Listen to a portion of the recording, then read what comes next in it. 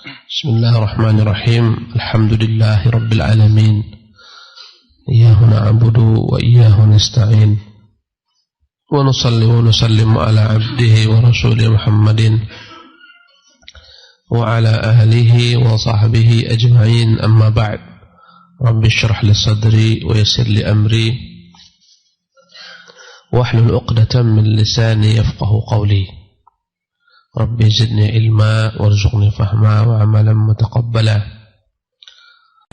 Beliau berkata, hafizahullah tabaraka ta'ala, saya tidak bacakan mukaddimahnya, langsung ya kepada manzilatul ilmi bi asma'illahi ta'ala wa sifatihi. Apa kedudukan kita mengetahui nama-nama Allah subhanahu wa ta'ala itu? Apa urgensinya kita mengenal nama-nama Allah subhanahu wa ta'ala dan sifat-sifatnya? Ya, kalau dulu orang mengatakan ada namanya ilmu ma'rifat, ya, maka inilah ilmu ma'rifat yang benar untuk mengenal Allah Subhanahu wa taala, bukan dengan pendekatan-pendekatan falsafat ataupun ilmu kalam yang membuat banyak orang tergelincir kaki-kakinya dari jalan kebenaran.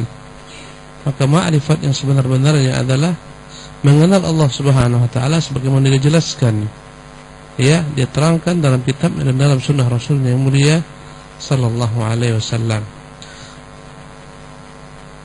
Berkata Syekh Abdul Razak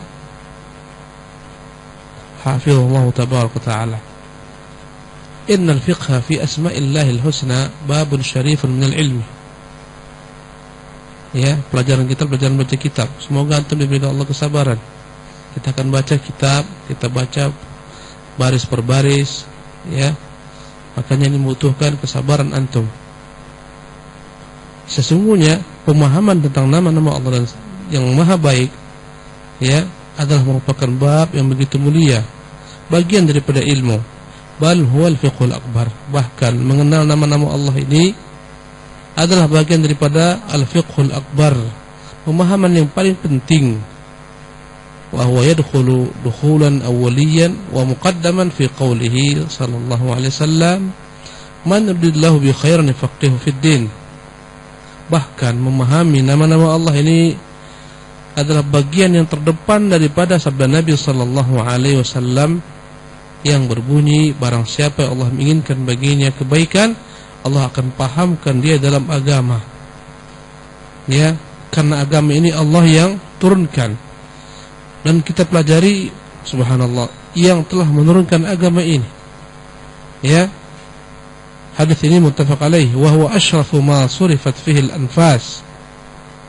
Maka ilmu mengenal Allah ini adalah perkara yang paling mulia, yang selayaknya, ya, nafas-nafas kita yang berdengus ini terjadikan sebagai sarana untuk mengenal nama-namanya. Wa khairu ma su'iya fi tahsilihi wa nailihi ulul nuha war rasyad. Dan mengenal nama-nama Allah inilah perkara yang paling terbaik untuk diperoleh dan diraih oleh orang-orang yang berakal, ya, oleh orang-orang yang berakal dan berilmu yang ingin mendapat petunjuk. Bal huwal ghayatul lati tasabaqa ilaihi almutasabiqun. Bahkan inilah tujuan yang orang-orang berlomba kepadanya, berlomba mengenal yang telah menurunkan agama ini, telah menciptakan manusia, yang telah menciptakan langit dan bumi serta isinya. Wa nihayatul lati tanafasa fiha almutanafisun. Dialah ujung, ya, tujuan yang berlomba-lomba ke arahnya, kepadanya orang-orang yang berlomba. Wa huwa imadus sayri ilallah. Dan mengenal nama-nama Allah ini adalah merupakan pondasi atau pilar, tiang, ya, perjalanan menuju Allah Subhanahu wa taala. Wal madkhalul qawimu linaili mahabbihi wa ridah.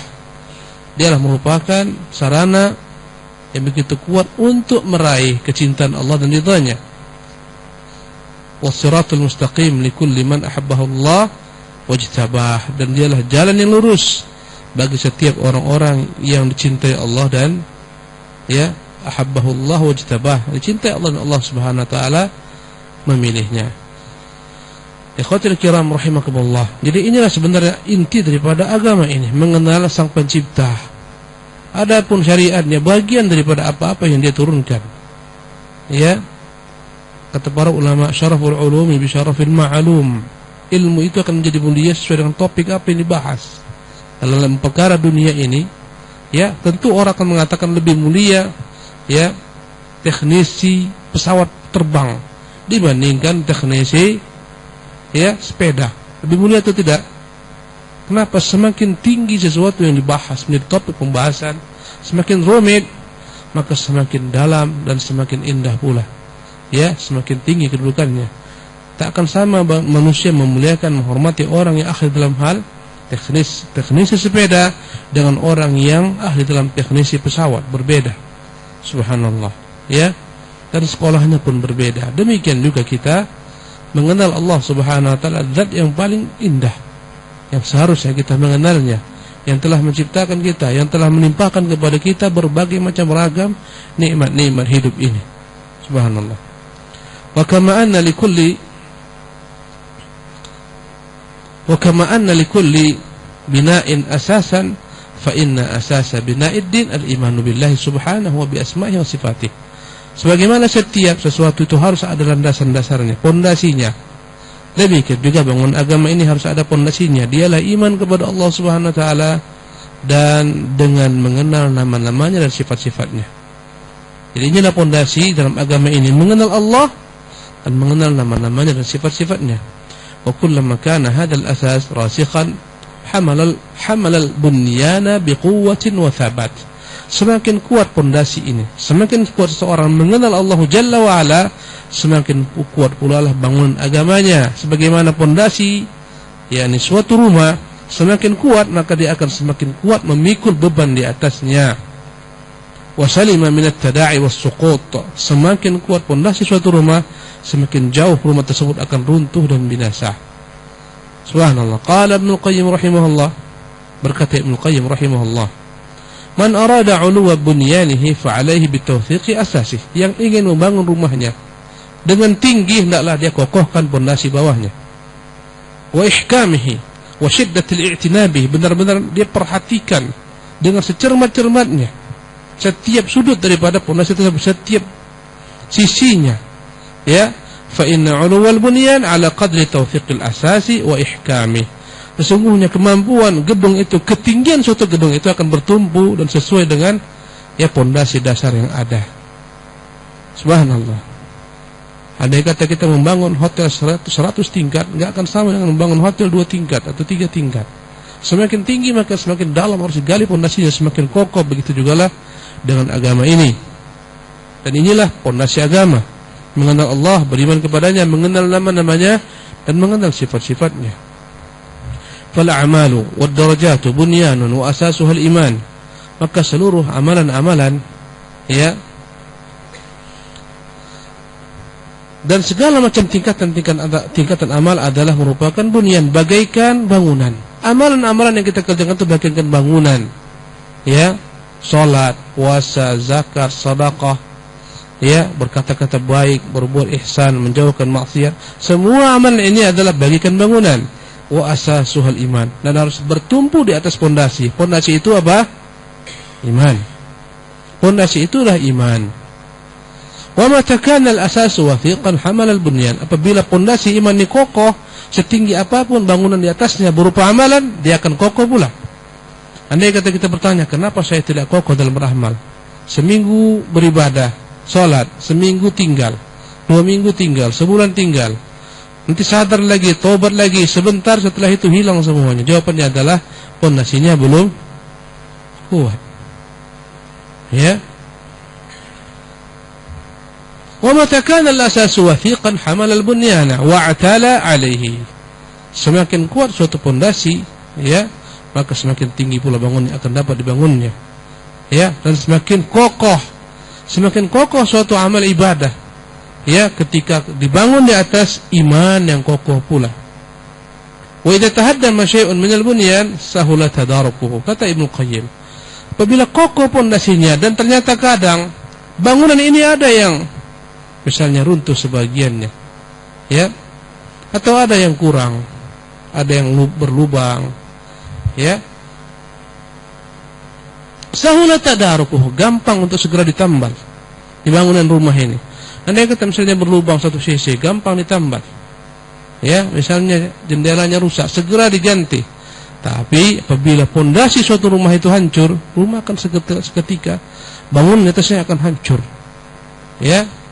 Wa idza kana al-asasu ghairu wathiqin lam yartafi. Apabila pondasi dasar tersebut tidaklah kokoh, tak akan mungkin seseorang membangun atas bangunan yang tinggi.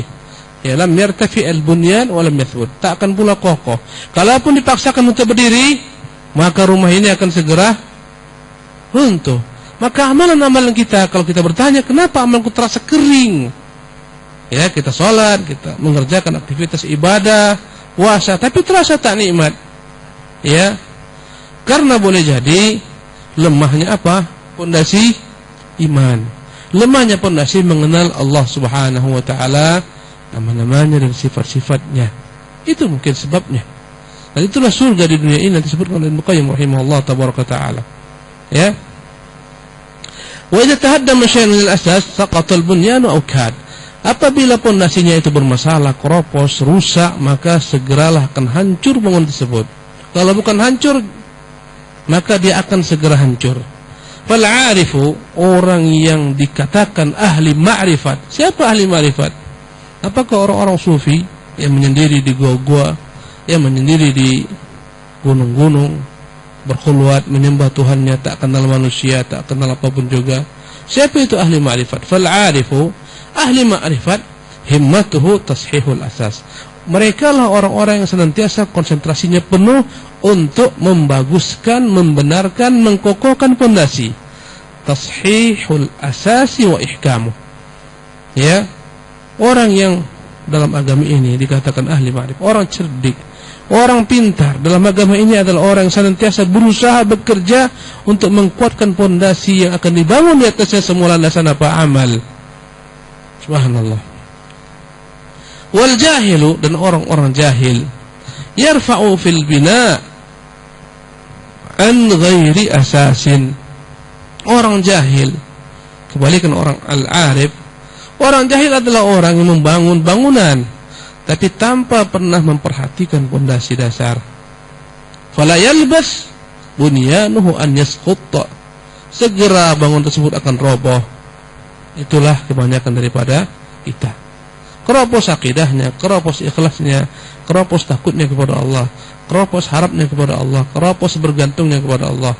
Maka tak kokoh bangun di atas bangun amalan yang dikerjakan di atasnya. Hajinya haji selfie, umrohnya umroh selfie, sedekahnya sedekah riya, ngajinya pun ngaji riya. Kenapa enggak kokoh? Dan mereka tidak akan pernah tenang dan tentram, akan senantiasa dalam kegalauan, kering. Baca Quran tak tersentuh. Ya. Salat pun tak nikmat. Biasa saja gerakan-gerakan. Subhanallah.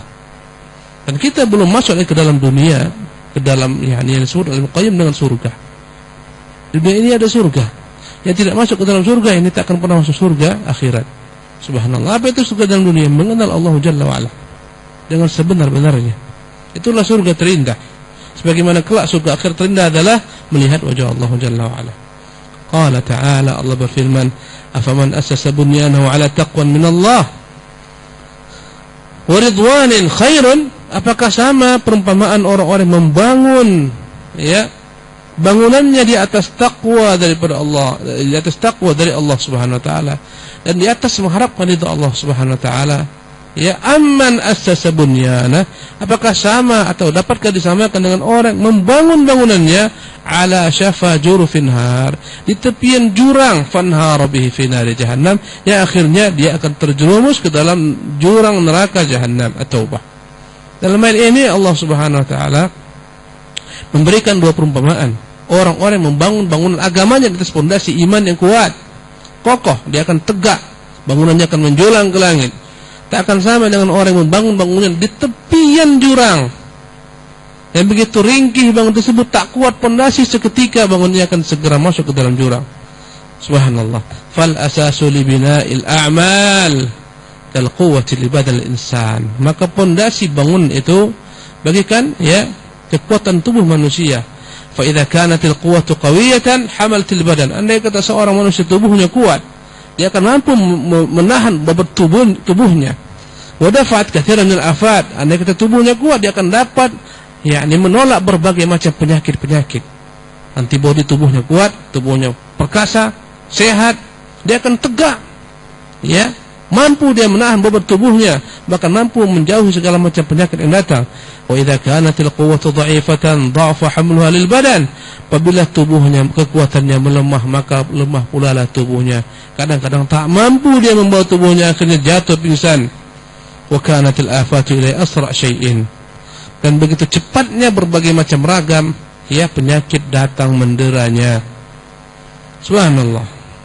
Fahmil bunyanaka ala quwwati asasil iman. Berkata Ibnu Qayyim rahimahullah, maka hendaklah kau membawa bangunanmu itu di atas pondasi iman yang kokoh. Bangunan amal hendaklah dibangun di atas pondasi apa?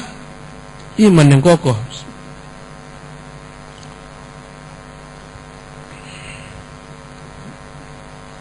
Fa idza tasha'atha syai'un min a'ali al-bina' wa sathihi kana tadaruku ashal 'alaika min kharabil asas. Andai kata bangunan ini atasnya ada misalnya, lepaslah sengnya, gampang ditambal, segera diganti.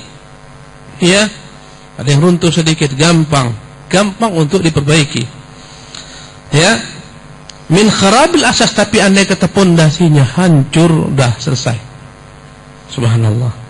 Andai kata kuat pondasi iman kita ini, kadang-kadang tergelincir dalam maksiat, kadang-kadang kita lalai, kadang-kadang gampang tadarukuhu, gampang kita segera benahi, perbaiki. Tapi andai kata pondasi imannya hancur, runtuh, semua amal di atasnya akan runtuh pula. Subhanallah. Ya. Apa itu pondasi ini? Wa hadzal asasu amran. Dua landasan ini. Sihhatul ma'rifati billah wa amrihi wa asma'ihi wa sifatihi.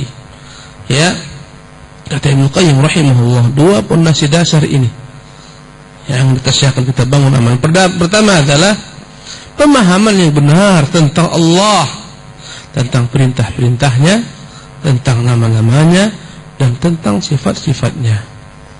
Ini pondasi pertama. Dia kenal siapa Allah Subhanahu wa taala.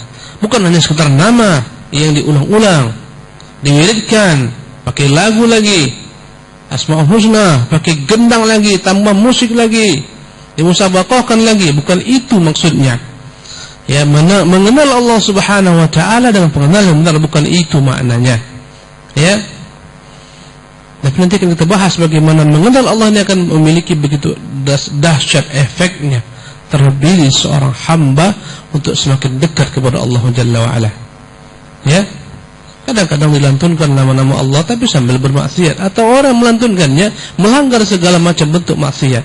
Sambil dia puji-puji Allah dengan nama-namanya, sambil dia bermaksiat, terjebak dalam riba, terjebak dalam banyak hal kemaksiatan.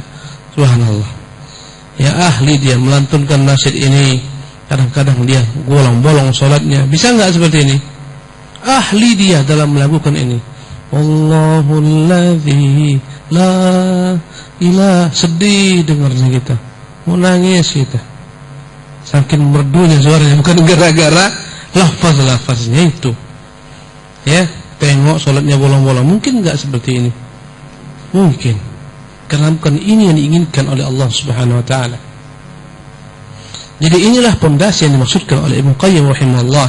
Pertama, mengenal Allah dengan sebenar-benarnya. Allah itu maha kuat, Allah itu maha besar, Allah itu maha tinggi. Banyak kita yang tidak kenal Allah, bahkan banyak enggak tahu di mana Allah Jalla wa Ala. Di mana Tuhan Allah? Di mana-mana. Dalam hati hamba. Ya. Tidak jauh, tidak dekat, lebih dekat daripada urat nadi. Macam-macam jawaban manusia. Bukan dalam alam, bukan di luar alam. Ya, tidak di atas, tidak di bawah, tidak di samping, tidak di tengah. Macam-macam jawaban manusia. Tidak kenal dia Allah Jalla wa'ala yang dia sembah. Subhanallah. Jadi yang pertama mengenal Allah Subhanahu wa ta'ala, mengenal perintah-perintahnya. Dan perintah Allah terbagi dua. Ada perintah untuk mengerjakan sesuatu, atau perintah untuk menjauhi sesuatu. Ya, dan ini pondasi dasar. Kita harus paham. Orang akan melanggar ketika tak paham perintah-perintah Allah Azza wa Jalla. Banyak orang terjebak dalam riba karena enggak paham itu riba.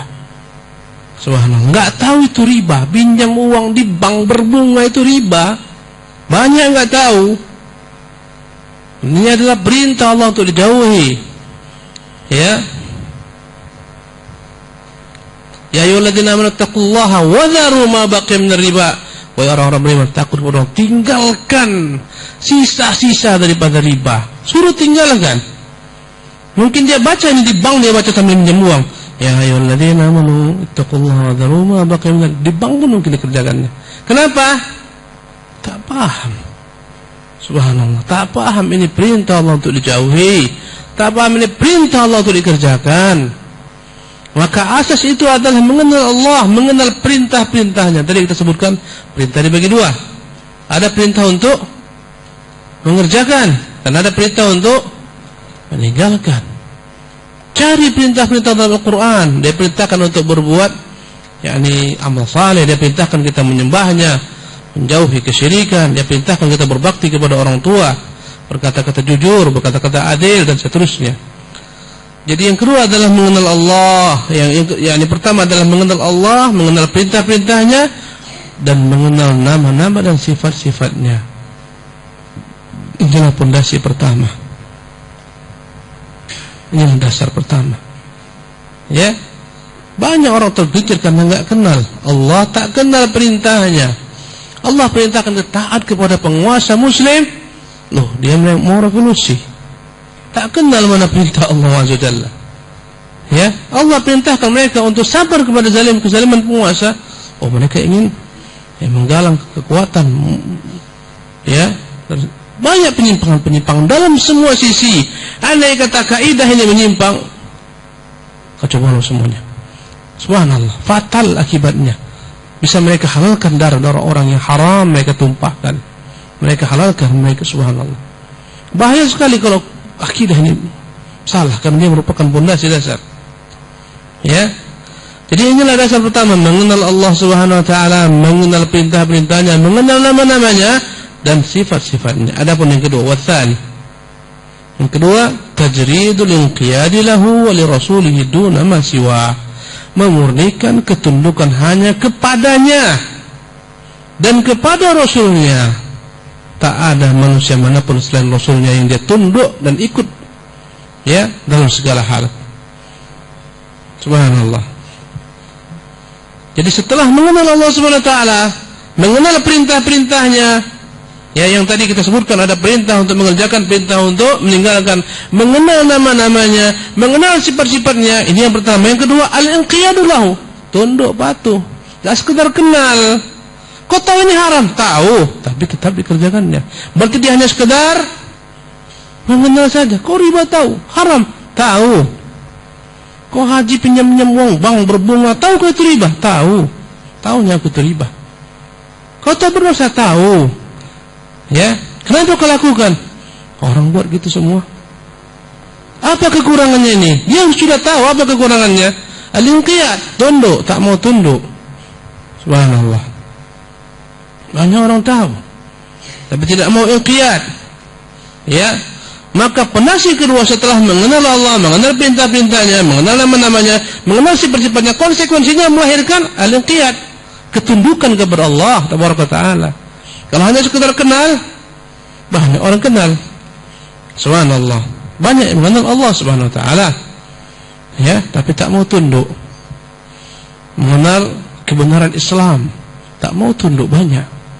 Ya, demikian juga ketundukan kepada Rasulnya. Banyak orang yang mengenal Rasul, tahu dia sejarahnya, tahu dan seterusnya, tapi tak mau tunduk kepada Rasulullah Sallallahu Alaihi Wasallam. Dan inilah dia dua pondasi tersebut yang akan dibangun di atasnya segala macam landasan-landasan amal. Yang pertama tadi apa? Mengenal Allah, ya, perintah-perintahnya, nama-namanya dan sifat-sifatnya. Yang kedua, maka pondasi kedua setelah mengenal Allah, mengenal perintah-perintahnya, mengenal nama-namanya, mengenal sifat-sifatnya, konsekuensinya melahirkan al-inqiyad, ketundukan kepada Allah Tabaraka Taala. Kalau hanya sekedar kenal, banyak orang kenal. Subhanallah, banyak yang mengenal Allah Subhanahu wa taala. Ya, tapi tak mau tunduk. Mengenal kebenaran Islam, tak mau tunduk banyak. Ya. Demikian juga ketundukan kepada Rasulnya. Banyak orang yang mengenal Rasul, tahu dia sejarahnya, tahu dan seterusnya, tapi tak mau tunduk kepada Rasulullah sallallahu alaihi wasallam. Dan inilah dia dua pondasi tersebut yang akan dibangun di atasnya segala macam landasan-landasan amal. Yang pertama tadi apa? Mengenal Allah, ya, perintah-perintahnya, nama-namanya, dan sifat-sifatnya. Yang kedua, tunduk kepadanya dan tunduk kepada Rasulnya yang mulia sallallahu alaihi wasallam. Fahadha awthaqu asasin assasa al-'abdu 'alaihi bunyanah. Inilah pondasi yang paling kokoh yang seorang hamba membangun semua landasan amalan di atasnya. Wa bihasabihi ya'talil bina'u ma syaa. Di atas pondasi inilah setiap hamba boleh membangun setinggi-tingginya bangunan. Yang penting kokohkan. Ya. Ini perkataan Al-Imam Ibnu Qayyim dalam kitabnya Al-Fawaid halaman 175. Berkata Syekh Abdul Razak, ya, hafizahullah, walidha kathratid dalailu fil Qur'an Al-Karim. Ya, karena itulah banyak sekali keterangan-keterangan dalam Qur'anul Karim al-murassikhatu li hadzal asas, al-muthabbitatu li hadzal asal. Banyak keterangan Quran yang akan dapat mengkokohkan, ya, mendalamkan pondasi ini. Subhanallah. Bal la takadu takhlu ayatun min ayatihi min dzikrin li asma'illahil husna wa sifatil ulya. Bahkan setiap ayat, hampir setiap ayat pasti di sana ada nama-nama Allah SWT yang baik. Hampir setiap ayat. Subhanallah. Yang ada dalam Al-Fatihah, Bismillahirrahmanirrahim. Ar-Rahmanirrahim, nama Allah. Ar-Rahmanirrahim, Maliki Yaumiddin, nama-nama Allah Subhanahu wa taala. Ya, hampir setiap ayat ada nama Allah Subhanahu wa taala. Di ujung-ujungnya hampir setiap ayat itu ada nama Allah Subhanahu wa taala. Ya, perhatikanlah. Subhanallah. Ini semua untuk mendalamkan, mengkokohkan bangunan tersebut agar kita mengenal Allah Subhanahu wa taala. Ya, ada padanya hampir setiap ayat nama-nama Allah yang baik-baik dan sifat-sifat Allah yang maha tinggi. Ya, mimma yadullu dilalatan wadihatan ala ahammiyati al-ilmi biha wa darurati al-masati li ma'rifatiha. Ini menunjukkan betapa pentingnya, urgennya untuk mengetahui, ya, nama-nama Allah dan sifat-sifatnya dan untuk mengenalnya. Wa kaifa la yatabawwa'u hadhil makanah al-manfiyah wa huwa al-ghayatu allati khuliqa an-nasu li ajliha wa ujidu li tahqiqiha. Bagaimana mungkin seseorang, yakni, menafikan peran pondasi yang begitu pentingnya ini, yaitu mengenal Allah Subhanahu wa taala, padahal dia adalah merupakan sebab, ya, untuk mengenal Allah, sebab diciptakannya manusia dan diadakan manusia untuk mengenal Allah Subhanahu wa taala, mengibadatinya. Ya, fat-tauhidu alladzi khalaqallahu al-khalqa li ajlihi naw'an. Maka tauhid itulah untuk mengesahkan Allah Subhanahu wa taala, ya. Kita diciptakan oleh Allah SWT. Dan tauhid itu terbagi dua. Ya. Tauhidul ma'rifati wal itsbat. Yang pertama adalah tauhidul ma'rifati wal itsbat, mengesahkan Allah Subhanahu wa taala dalam al-ma'rifah. Ya, pengenalan tentang dirinya, sifat-sifatnya, perbuatan-perbuatannya, wal itsbat, dan menetapkan itu semua. Wa huwa yashmalul iman bi rububiyyatillahi wal asma'i was sifat. Dan ma'rifatu tauhidul ma'rifah wal itsbat ini mencakup dua bagian daripada tauhid.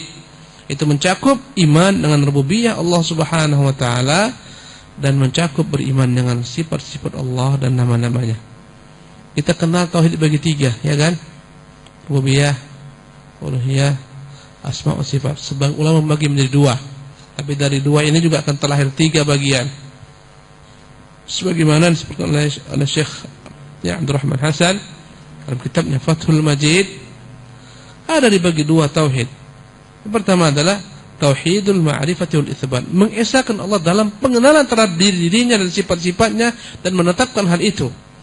Yang pertama ini tauhidul ma'rifah wal itsbat terbagi menjadi dua bagian. Pertama adalah mencakup al-imanu bi rububiyyatillah. Kita imani Allah tabaraka ta'ala dengan rububiyahnya. Maksudnya kita imani dialah pencipta alam semesta, pemeliharanya, pengaturnya, ya, pemberi rezeki, menghidupkan, mematikan, di tangannya semua urusan. Namanya adalah iman dengan rububiyah Allah Subhanahu wa taala. Yang kedua adalah beriman dengan nama-namanya dan sifat-sifat yang telah Dia tetapkan. Ini tauhid yang pertama. Disebut juga dengan nama tauhid ya al-ilmi. Ya. Yang kedua, wa tauhidul iradati wat talab. Mengesahkan Allah dalam segala macam tujuan. Ya, mengesahkan Allah dalam segala macam perbuatan yang ditujukan dengan perbuatan tersebut suatu tujuan. Yang kedua adalah mengesahkan Allah dalam segala macam tujuan hidup seseorang. Bahwasanya dia tujuan hidupnya adalah, tujuan amal ibadahnya adalah dalam rangka mengibadati Allah Subhanahu wa taala semata. Wa huwa tauhidul ibadah. Ini disebut dengan nama tauhidul ibadah atau tauhid al-uluhiyah. Ya, tauhidul iradah artinya menyatukan segala macam kehendaknya, tujuannya ada ke satu muara, yaitu untuk mengibadati Allah Subhanahu wa taala. Ini disebut dengan nama ya tauhid al-amali, dalam bentuk ibadah. Ya, subhanallah. Allahu akbar. Jadi harus ada iman dan amal. Ya. Dalla 'ala al-awwali qauluhu ta'ala. Ya, dalil yang menunjukkan ya pembagian tauhid ini dibagi menjadi dua bagian. Pertama adalah mengenal Allah, ya. Tauhidullah, mengesahkan Allah dalam al-ma'rifah wal-itsbat. Memahami dan mengenal tentang dirinya dan menetapkan demikian. Ya, ditetapkan oleh dalil Al-Qur'anul Karim, firman Allah Subhanahu wa taala dalam surah At-Talaq ayat 12. Jadi tauhid ar-rububiyah dan asma dan sifat dijelaskan oleh Allah dalam surat ini, At-Talaq ayat 12. Allahul ladzi khalaqa sab'a samawat. Dialah Tuhan Allah yang telah menciptakan 7 lapis langit. Allah inilah tauhid asma wa sifat. Ya, yang telah menciptakan 7 lapis langit, ini tauhid rububiyah. Yang telah menciptakan 7 lapis langit dan wa minal ardi mithlahunna, dan menciptakan juga ya bumi ini seperti itu pula, maksudnya 7 lapis pula. Yatanazzalu amru bainahunna, senantiasa perintah Allah turun dari langit dan bumi ini.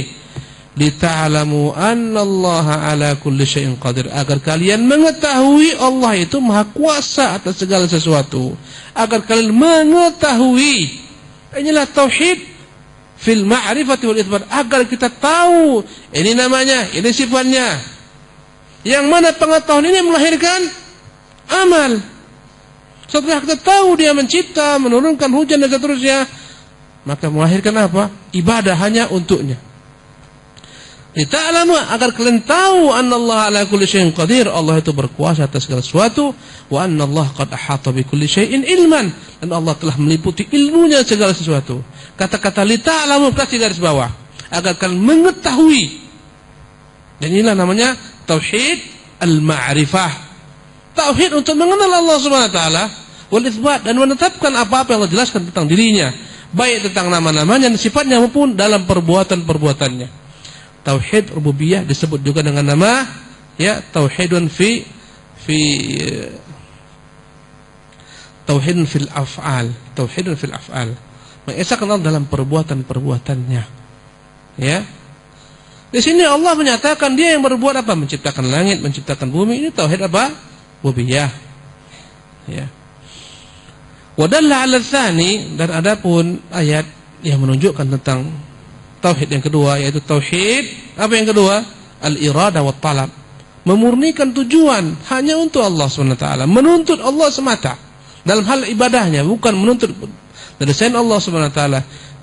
Hal ini ditunjukkan oleh Al-Qur'anul Karim dalam ayat ya ke-56 dari surah Adz-Dzariyat.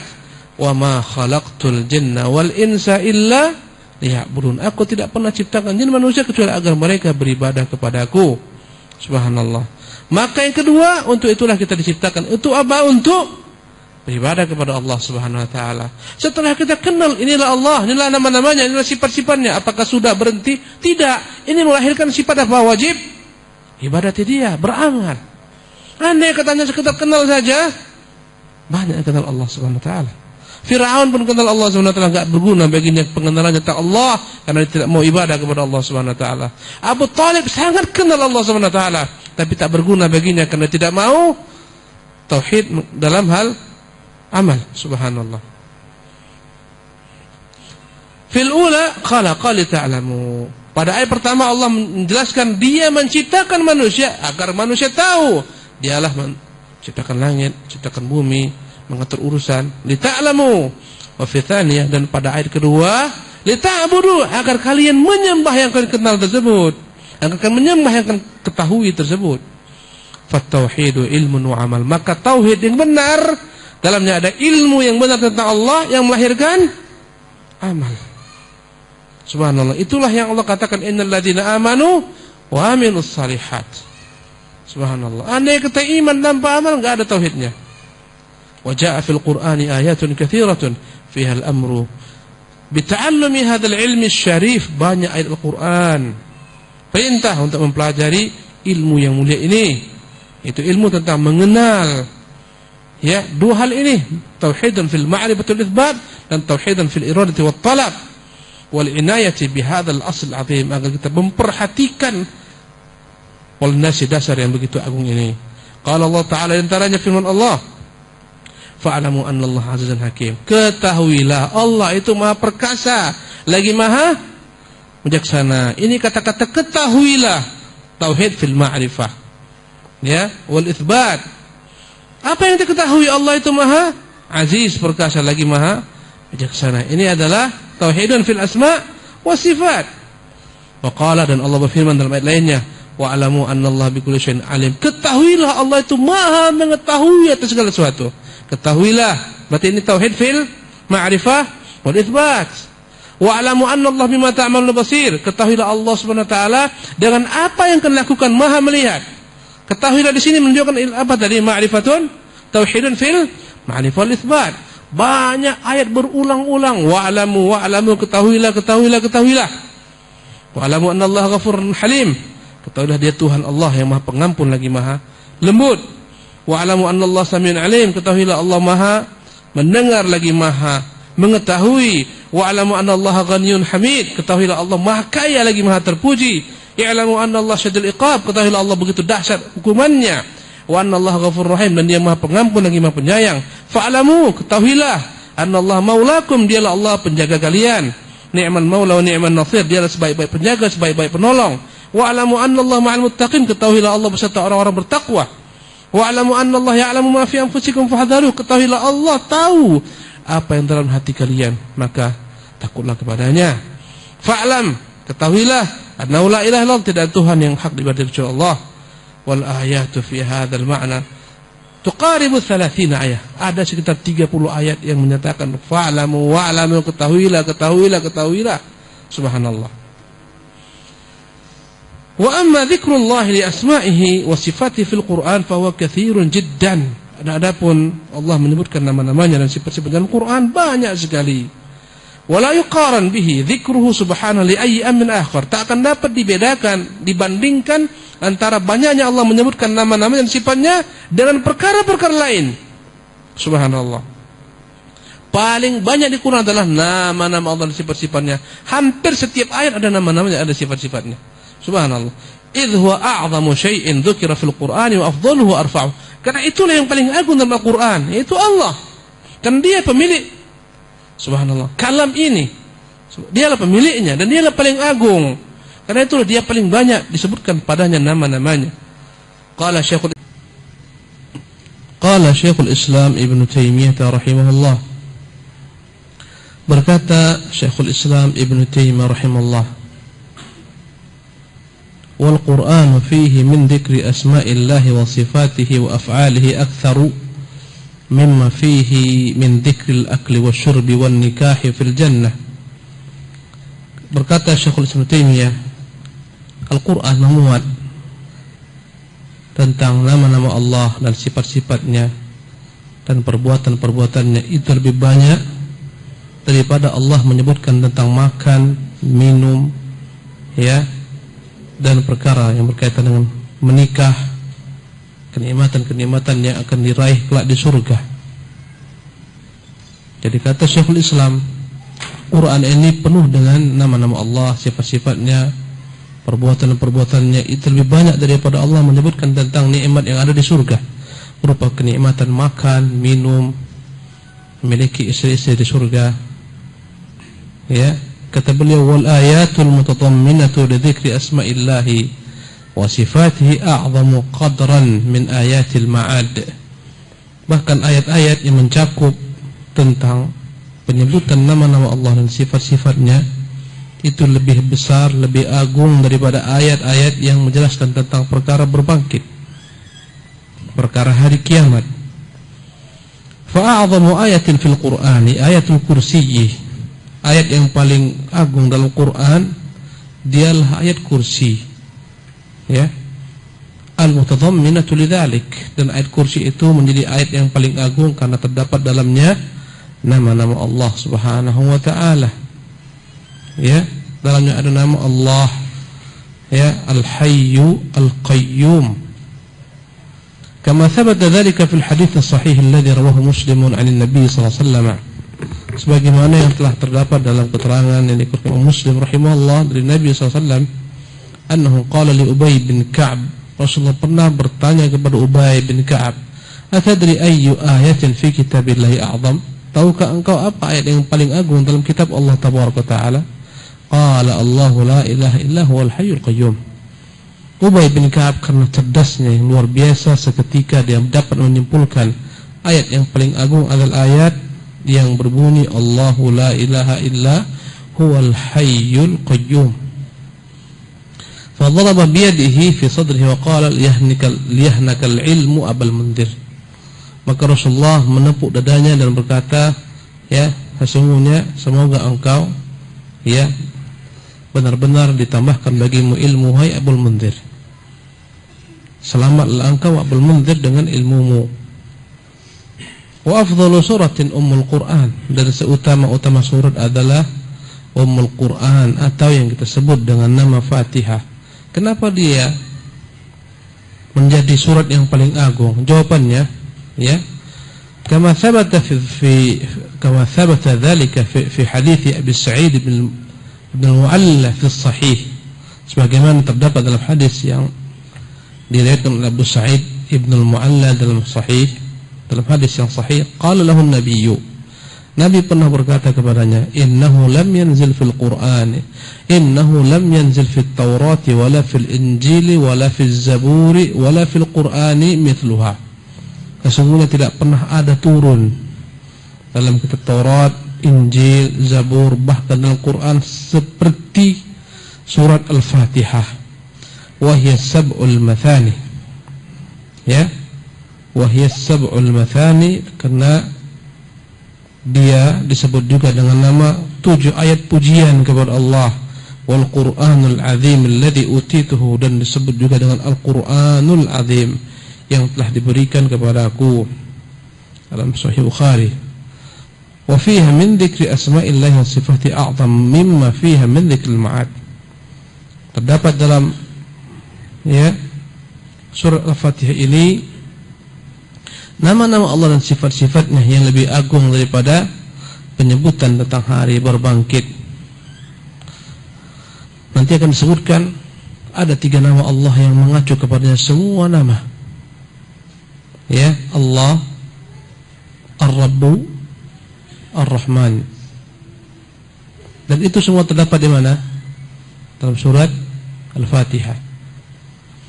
Waqad thabata fi sahih anhu min ghairi wajhin, dan terdapat dalam hadis yang sahih dari jalur yang banyak, anna qul huwallahu ahad, bahwasanya qul huwallahu ahad ta'dilu thulutsal Qur'an, sama dengan sepertiga Quran. Qul huwallahu ahad itu nilainya sama dengan sepertiga Quran. Ya, karena Quran itu dibagi menjadi 3. Ada dalamnya tentang Allah, kewajiban mentauhidkan Allah Subhanahu wa taala, ganjaran bagi orang-orang yang mentauhidkan Allah Subhanahu wa taala. Ya, dengan 3 jenis tauhid: rububiyah, uluhiyah, asma wa sifat. Ya. Kemudian dalamnya terdapat celaan kepada kesyirikan. ancaman kepada orang-orang musyrik, hukuman bagi orang-orang musyrik di dunia dan di akhirat. Ya, intinya sepertiga berbicara tentang tauhid dan ganjarannya, berbicara tentang syirik dan ganjarannya, dakwah menuju tauhid dan ancaman daripada kesyirikan. Ya, dan di situ Allah jelaskan dengan berbagai macam ragam versi ayat. Ya, ini sepertiganya. Sepertiga kedua berisi ahkam, hukum-hukum. Ya, hukum salat, puasa, zakat, hukum dalam bermuamalah, ya, berkaitan dengan transaksi muamalah dunia, jual beli, ya, kemudian muasyarah, pergaulan suami istri, hukum-hukum. Ini sepertiga yang kedua. Sepertiga yang ketiga, yang terakhir, yang berkaitan dengan akhbar, berita-berita tentang umat-umat terdahulu, ya, tentang para nabi-nabi yang telah punah dan binasa umatnya, berita-berita terhadap umat-umat yang datang belakangan, tentang huru-hara hari kiamat, tentang hari berbangkit, tentang dahsyatnya, ya, hari kiamat, tentang surga, tentang neraka. Intinya semua adalah merupakan akhbar, berita. Ya, inilah isi Quranul Karim. Sepertiganya tadi apa? Tauhid. Karena itulah dikatakan qul huwallahu ahad, sepertiga Quran, karena qul huwallahu ahad disebut dengan nama surah Al-Ikhlas. Dalamnya ada tauhid al-ilmi. Ya. Ulama Ibnu Qayyim menyebutkan tauhid itu dibagi dua. Ada namanya tauhid al-ilmi, yang kedua namanya adalah tauhid al-amali. Tauhid al-ilmi adalah tauhid yang menggambarkan bagaimana Tuhan kita Allah. Itu terdapat dalam surat Al-Ikhlas. Siapa Tuhan kita Allah? Qul huwallahu ahad. Dialah Tuhan Allah yang satu, tak berbilang. Allahus samad. Dialah Allah Tuhan tempat bergantung semua makhluk. Alam yalid wa lam yulad, Tuhan yang tak pernah melahirkan, tak pernah dilahirkan. Wa lam yakul lahu kufuwan ahad, Tuhan yang tak akan ada yang sekufu, setara dengannya. Namanya tauhid apa ini? Al-ilmi, dialah Allah. Yang kedua tadi apa? Tauhid al-amali. Itu termaktub dalam surat Al-Kafirun. Qul ya ayyuhal kafirun, katakan Muhammad, wahai orang-orang kafir, la a'budu ma ta'budun, kami tidak menyembah apa yang kalian sembah. Ya, qul ya ayyuhal kafirun la a'budu ma ta'budun la antum a'buduna ma a'bud, dan kalian pun tidak menyembah apa yang aku sembah. Ya, sampai akhir ayat. Ayat ini menjelaskan bagaimana kaum mukminin beribadah hanya menyembah Allah, tak menyembah Tuhan selain Allah. Memproklamirkan bahwasanya ya inilah agamaku dan itulah agama kalian, silahkan amalkan. Lakum dinukum waliyadin. Namanya tauhid apa? Al-amali. Dan dua-duanya harus bergabung. Orang meyakini Allah memiliki kekuasaan yang mutlak, Tuhan yang satu, Tuhan tempat bergantung, Tuhan yang tak pernah melahirkan, dilahirkan, tak butuh kepada semua makhluk, Tuhan yang begitu dahsyatnya, kekuatannya, keagungannya, kesempurnaannya, tak ada yang sama dengannya. Tuhan seperti ini wajib dan layak untuk disembah. Namanya tauhid al-amali. Kalau sekedar tahu saja, aku tahu Allah Maha Kuasa, Allah tak beranak, tapi tak pernah dia kerjakan konsekuensi amal. Tak pernah menyembah Allah, tak sholat, tak puasa, tak zakat. Ini nonsen, ini omong kosong belaka ini.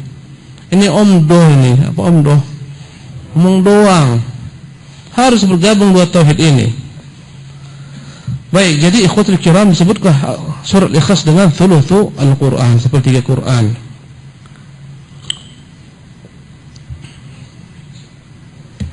Wa thabata fi sahih, terdapat dalam hadis yang sahih, annahu bashara alladhi kana yaqra'uha wa yaqulu, Nabi pernah memberitakan gembira kepada sahabat yang membaca surat ini berulang-ulang. Setiap kali dia menjadi imam, dia baca surat Al-Ikhlas, Qul huwallahu ahad, sehingga sahabat-sahabat lain merasa aneh. Tak ada surat lain, itu terus dibacanya. Maka mereka lapor kepada Nabi. Nabi pun memanggilnya dan bertanya, kenapa kau baca ini terus-menerus? Dia jawab, ya, sesungguhnya aku mencintainya Rasulullah. Ya, kata dia, inni la uhibbuha, Aku sangat mencintai surat ini Al-Ikhlas, li'annaha sifatur Rahman. Karena dalam surat inilah tergambar bagaimana sifat Allah Subhanahu wa taala. Tuhan yang satu. Cari agama dalam Islam yang punya Tuhan satu, tak ada. Cari, tak ada. Hanya Islam yang punya Tuhan yang satu. Nasara, Yahudi, yaitu agama-agama samawi, apalagi luar agama samawi, banyak Tuhannya. Ya, yang paling sedikit Tuhannya Majusi, 2 Tuhannya. Tuhan api dan Tuhan gelap, kegelapan, Tuhan cahaya, Tuhan kegelapan.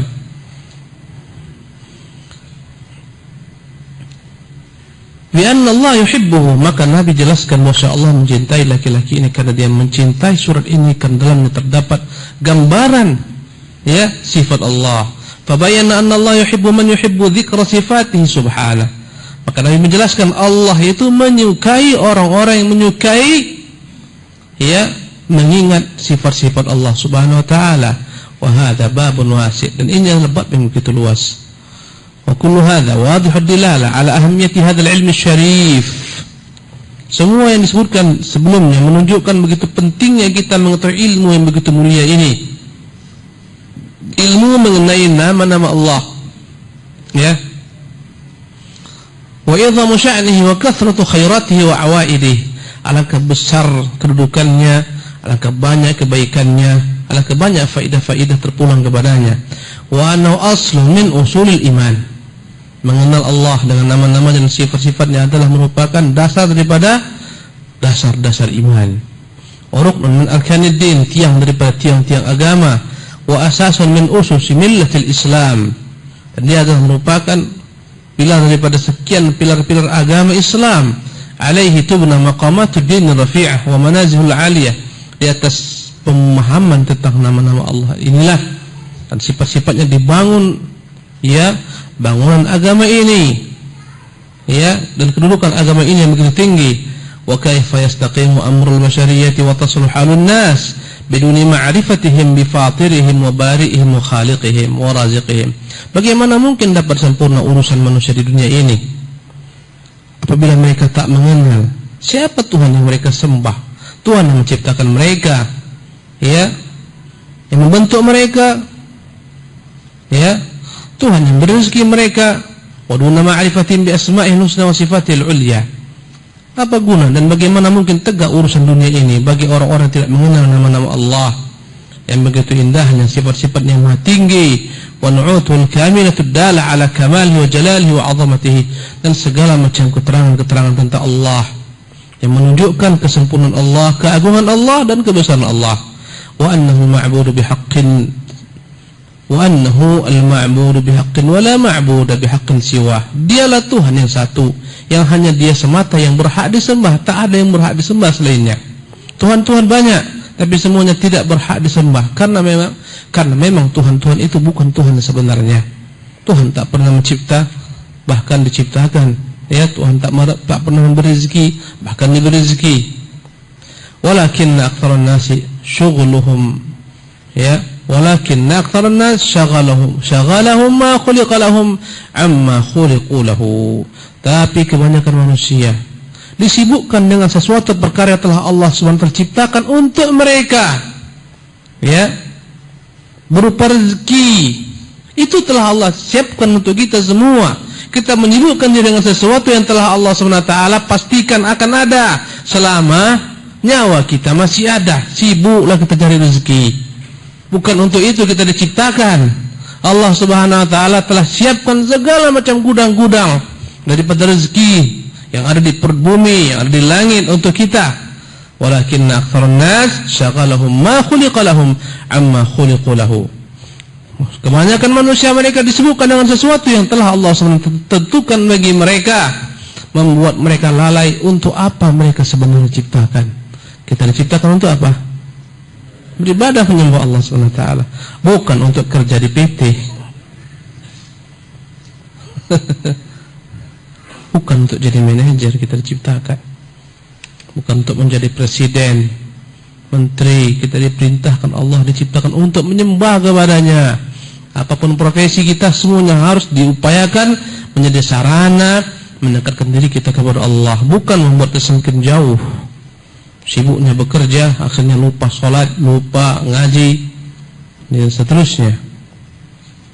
Waqad hadzara Allahu 'ibadahu min dzalika biqaulihi. Allah telah ingatkan hamba-hambanya dengan firman-Nya, ya ayyuhalladzina amanu, wahai orang-orang beriman, la tulhikum amwalukum wala auladukum an dzikrillah.